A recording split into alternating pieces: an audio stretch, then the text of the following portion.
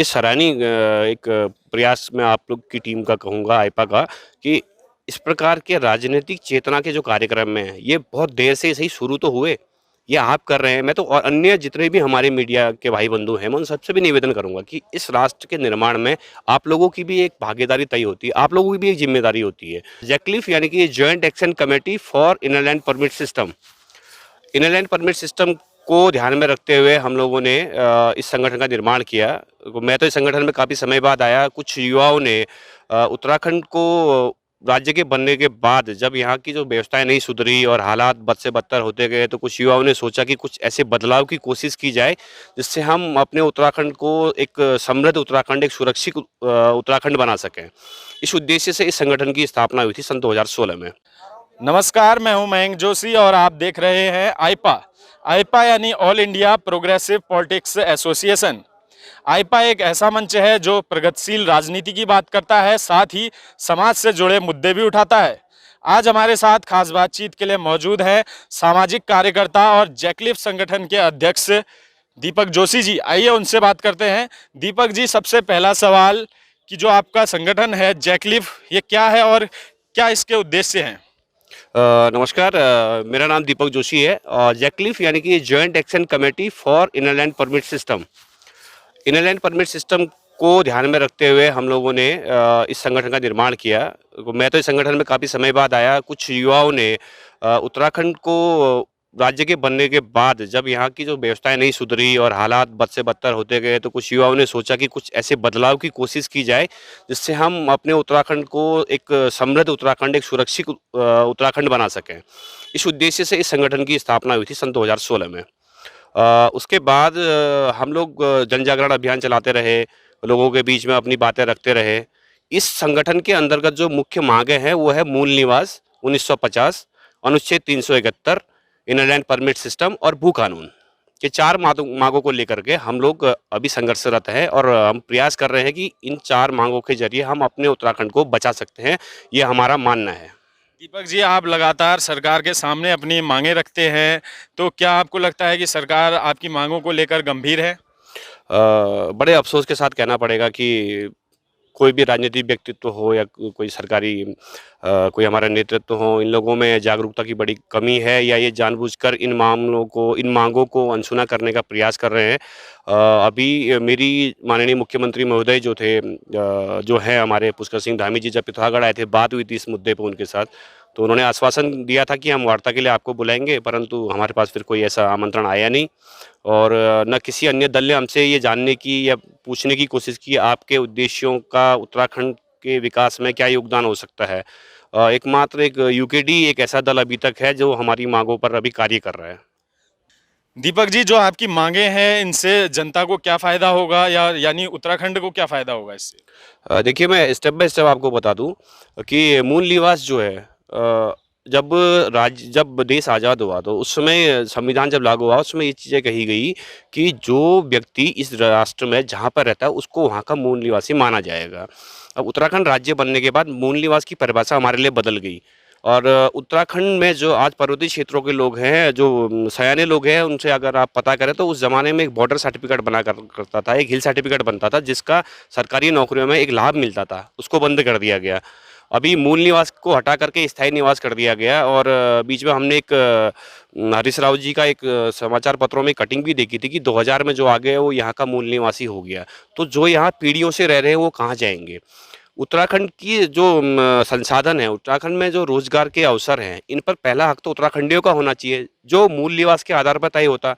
परंतु अब बाहर से आए, बाहर से बसे हुए लोग भी जो है स्थायी निवासियों में गिने जा रहे हैं और हम भी स्थायी निवासियों में गिने जा रहे हैं। तो कहीं न कहीं हमारे युवाओं के रोजगार के साथ भी खिलवाड़ हो रहा है, उनका रोजगार बँट रहा है, छिन रहा है और हम ये चाहते हैं कि मूल निवास लागू करके सरकार जो है रोजगार में हमारे युवाओं का भविष्य सुरक्षित करे। दूसरी मांग है हमारी अनुच्छेद 371। हम भू कानून को हमारे अनुच्छेद 371 के साथ ही इंक्लूड करना चाहते हैं, क्योंकि यहाँ पर मात्र भू कानून से हम ज़मीनें बचा सकते हैं, लेकिन उससे कुछ लाभ नहीं ले पाएंगे। ज़मीनें आप ठीक है बाहर वालों को बेच नहीं पाएंगे, बाहर वाले खरीद नहीं पाएंगे, जो भी सरकार जैसा प्रोविज़न लेकर के आएगी ये सरकार ने तय करना है, परंतु ये तय तो नहीं हो पाएगा कौन बाहरी है कौन भीतरी है। अनुच्छेद 371 के द्वारा हम ये चाहते हैं कि न सिर्फ हमारी ज़मीनों की, बल्कि हमारी संस्कृति की, हमारी सांस्कृतिक धरोहर की, हमारी भाषा की, इनकी भी सुरक्षा की जा सके। बीच में अभी कुछ दिन पहले ही अखबारों में भी ये सुर्खी रही कि गुरबाणी और एक और भाषा उर्दू या कुछ भाषाओं को और स्कूलों के पाठ्यक्रम में शामिल करने की बात हो रही है।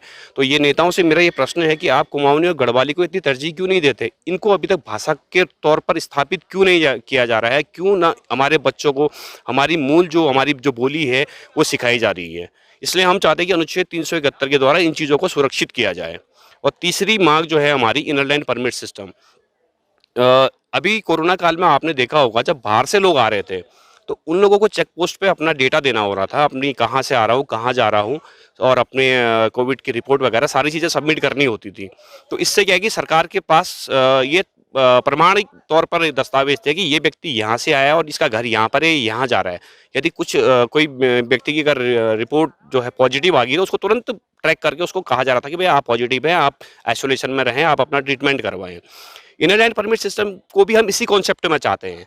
एक कोरोना से हमने ये चीज़ सीख ली कि इसको हम ऐसे लागू कर सकते हैं। इनर लाइन का जो मेन उद्देश्य है कि जो बाहर से अवांछित तत्व, ऐसे लोग जो कुछ इलीगल एक्टिविटीज़ के लिए या कोई क्रिमिनल माइंडसेट लिए हुए उत्तराखंड में आते हैं, तो ऐसे लोगों की धरपकड़ हो सके और ऐसे लोगों को उत्तराखंड में घुसने से रोका जा सके। और इनर लाइन परमिट को आप ये ना ऐसे ना समझें कि किसी को भी नहीं आने दिया जाएगा। ये देश सबका है। ये उत्तराखंड पे जितना हक हमारा है उतना ही पूरे भारतवर्षियों का भी है। कोई भी भारतवंशी इस राज्य में आ सकता है, हमारे पहाड़ी क्षेत्रों में आ सकता है, बस अपनी जानकारी देकर के आए। यदि कोई व्यक्ति गलत मानसिकता के साथ यहाँ आने का प्रयास करेगा तो उसका डेटा सरकार के पास होगा, तो उसको आसानी से उसकी धरपकड़ की जा सकती है। इसके अलावा इसका एक और एडवांटेज ये है कि आए दिन देखिए बहुत दुखद हादसे हमारे यहाँ पहाड़ों में होते हैं, क्योंकि कभी लैंडस्लाइड में होता है, कभी रोड में क्या बोलते हैं गाड़ी एक्सीडेंट वगैरह हो जाते हैं, परंतु समस्या ये रहती है हम ट्रैक नहीं कर पाते हैं। अगर रिकॉर्ड हमारे पास होगा कि भैया कोई व्यक्ति हमारे उत्तराखंड के भीतर आया हुआ है, ये व्यक्ति कहाँ है, 3 दिन 4 दिन में अगर उसका पता नहीं चला, एटलीस्ट हम उसके रूट के आधार पर उसको ट्रैक तो कर सकते हैं। ये कुछ गलत नहीं है, ये माँगें सब सही हैं और हमारा उद्देश्य यही है कि हम अपने उत्तराखंड को पहले हमारे उत्तराखंडियों के बारे में सोचें। हमारी टीम का उद्देश्य ये है कि हम अपने क्षेत्रवाद के दम पर अपने राष्ट्रवाद को मजबूत करें।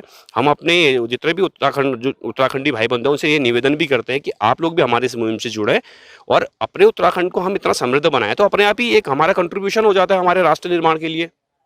दीपक जी, एक तरफ जो सभी राजनीतिक दल लोकतांत्रिक होने का दावा करते हैं, लेकिन जो लोगों की मांगें हैं उनको नहीं सुना जाता है, तो आप किस रूप में देखते हैं कि क्या राजनीतिक दल लोकतांत्रिक हैं?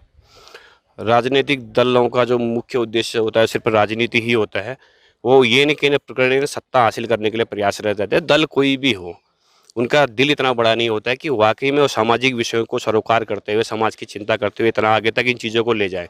अब मैं किसी पे आरोप नहीं लगाऊँगा, परंतु अधिकांशतः यही चीज़ देखी जाती है, अपना हित सर्वोपरि रहता है। लेकिन कुछ लोग अच्छे लोग भी हैं, राजनीतिक दलों में ऐसा नहीं कि सब लोग बुरे हैं, अच्छे लोग भी हैं। बस हमने पहचान करनी है ऐसे लोगों की जिनको वाक़ई में जनता की परेशानियों से सरोकार हो, जो जनता का दर्द को समझते हो, उनको दूर करने का प्रयास करें। वो व्यक्ति किसी भी दल से हो, हमें उससे फ़र्क नहीं पड़ता कि कौन व्यक्ति किस दल से है। जो व्यक्ति योग्य है, उसको सत्ता की चाबी दी जाए, उसको कुर्सी पे बैठाएँ ताकि वो एक सर्वांगीण विकास की ओर प्रयासरत रहे। दीपक जी, राजनीति को प्रगतिशील बनाने के लिए क्या करने की आवश्यकता है राजनीतिक दलों को या युवाओं को, आम जनता को? आम जनता ने देखिए अभी के परिप्रेक्ष्य में मैं आपको बताऊं कि 30 तारीख तक शायद हमारे यहाँ पे नॉमिनेशन की लास्ट डेट है। उसके बाद हमारे पास सारे प्रत्याशी तय हो जाते हैं कि कौन किस सीट से चुनाव लड़ रहा है। तो मैं जनता से ये निवेदन करूंगा कि आपके क्षेत्र में आप किसी की ना सुने, आप सिर्फ ये देखें कितने प्रत्याशी हैं और हर प्रत्याशी के बारे में आप जानकारी लें, उसके बारे में सोचें और चर्चा भी करें। 8-10 लोग हैं, 15 दिन बहुत होते हैं हमें विचार करने के लिए, विचार करके एक नतीजे पर पहुँचने के लिए।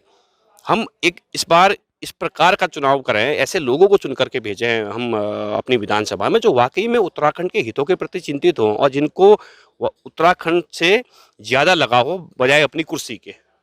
दीपक जी, जो आईपा ने ये मुहिम चलाई है प्रगतिशील राजनीति को आगे बढ़ाने की और जो समाज के जो ज़रूरी बुनियादी मुद्दे हैं उनको उठाने की, तो हमारी इस मुहिम को आप किस रूप में देखते हैं?